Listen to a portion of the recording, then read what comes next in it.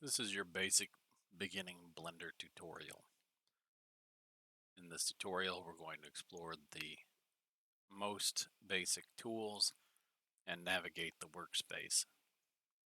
It's a good idea to have access to the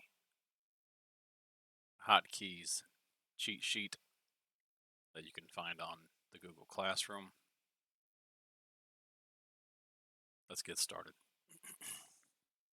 When you first open Blender, you're going to come to a screen like this. Go ahead and click outside. This is your default cube. Most of the time, we'll go ahead and get rid of this. This is your default light source and your camera.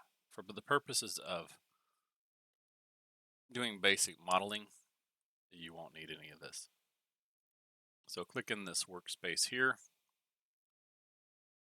tab A to select all, and then hit the delete key on your keyboard to clear your workspace.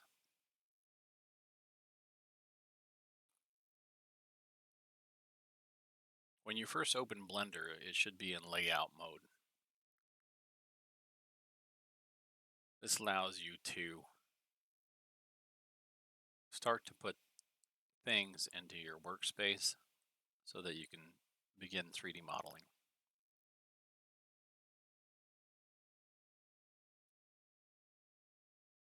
Typically what you'll do is you will add some kind of mesh to get started with. Let's add a few of those so you can see what they look like.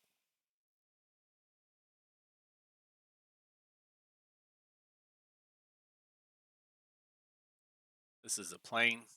It's a flat surface, 4 corners.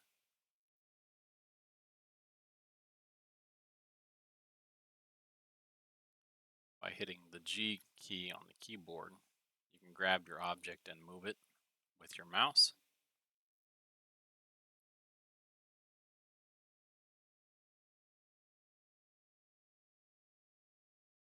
Let's add a few more objects and then we'll talk about how to navigate and move around in your workspace.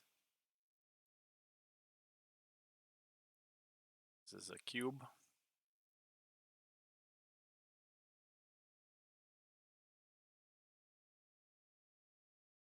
This is a circle.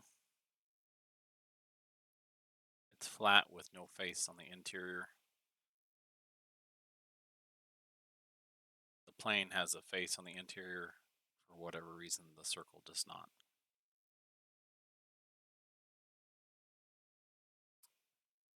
Blender allows you to have the option of 2 different types of spheres.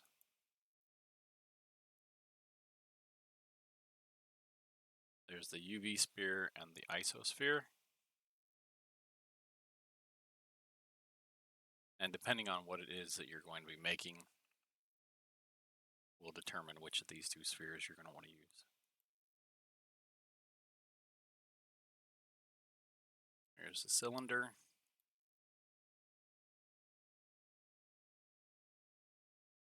And a cone.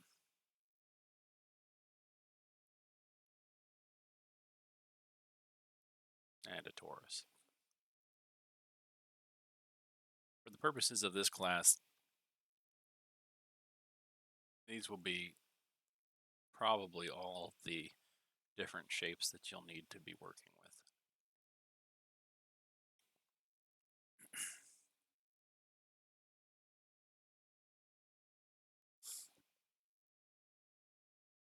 Move around your workspace and to view your objects from different angles.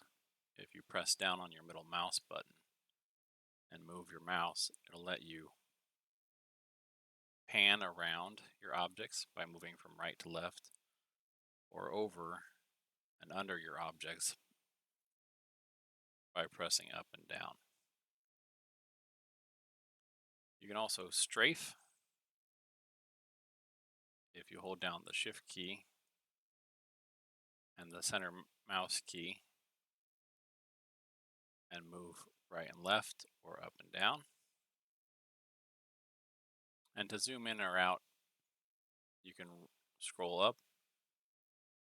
zoom in, and down on your center mouse wheel to zoom in and out.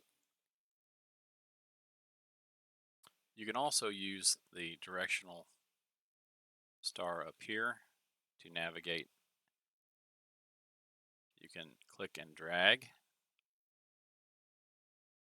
to rotate, or you can click on one of the directions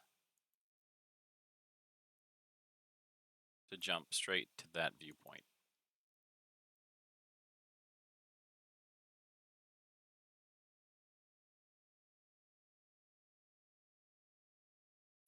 Here you can also zoom in and out. Pulling towards you on your mouse will zoom out. This is with the left mouse button depressed, and pushing forward on your mouse will zoom in. This is another way of panning. Typically speaking, I think it's faster if you just learn how to use the mouse instead of trying to work with these. So to review, hold down Shift and the center mouse button to pan.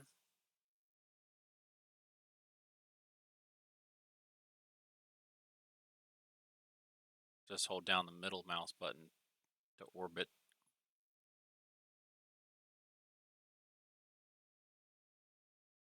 And scroll on the middle mouse button up to zoom in, down to zoom out.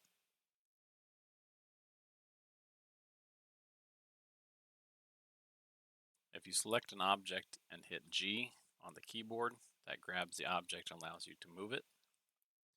If you want to move it more specifically, you can look in your toolbar over here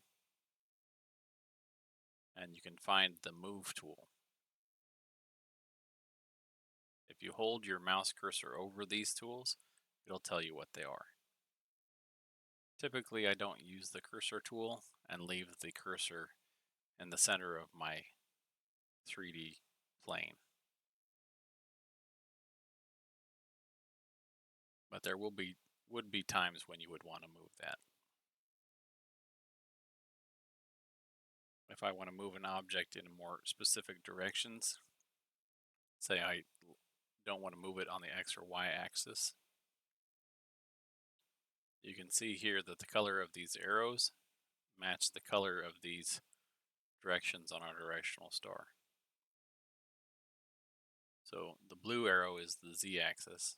I can move that up and down, and it will stay in that same X and Y location. It'll just move it along the Z axis. Same thing is also true if I click on one of the other axes.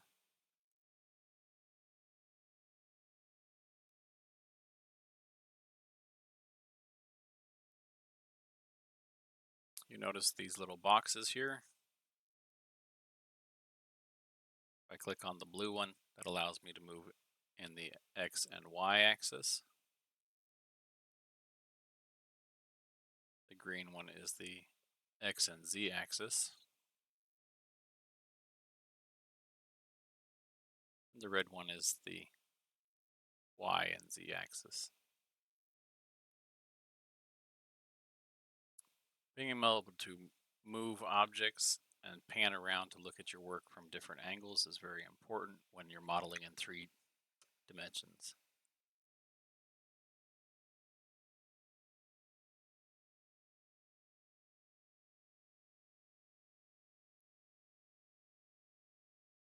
You can also rotate an object, and there are a couple of different ways you can do that. Typically speaking, when I work and rotate objects, I want to rotate them a specific amount. And I want to rotate them on a specific axis. So if I hit the keyboard shortcut R for rotate, and then the axis that I want to rotate it on, so in this case I'll rotate it on the X axis, I can either do that by moving my mouse. And if you look up here in the upper left-hand corner, it'll tell you the amount that you've rotated it.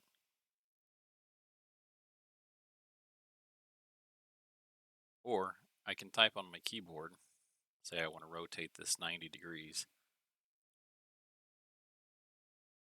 I'm going to type in 90 and then hit enter. And that'll rotate it 90 degrees on the x-axis. To undo that rotation, I can hit Control Z. Control Z is an undo command.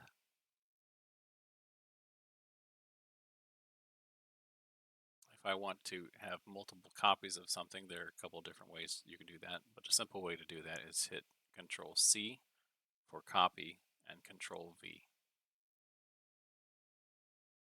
Then click on the copy and hit G, and you can drag it out and move it.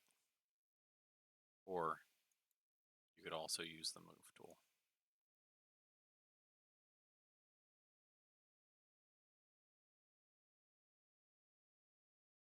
The last tool that we're going to talk about in this tutorial is the scaling tool.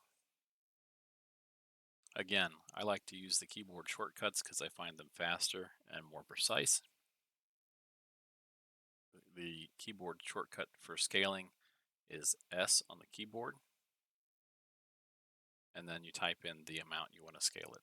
So if I want it to be 200%, you would just hit 2, and that would make it twice as big. If I want to make it half the size, I'd put S and then 0.5, and that would make it half the size.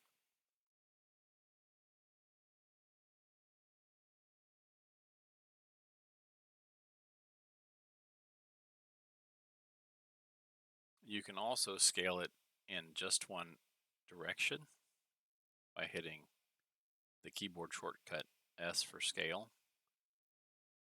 And again, I'm going to use the x-axis, so I'm going to hit S for scale and then X, and that will limit my scaling to just the x-axis, and I'll scale this by 0.5.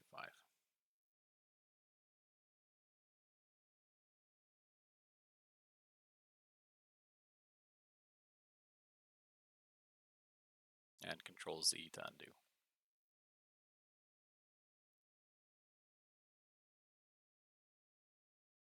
I hope that's helpful in getting you to start be familiar with some of the tools in Blender, navigation, and manipulation of objects.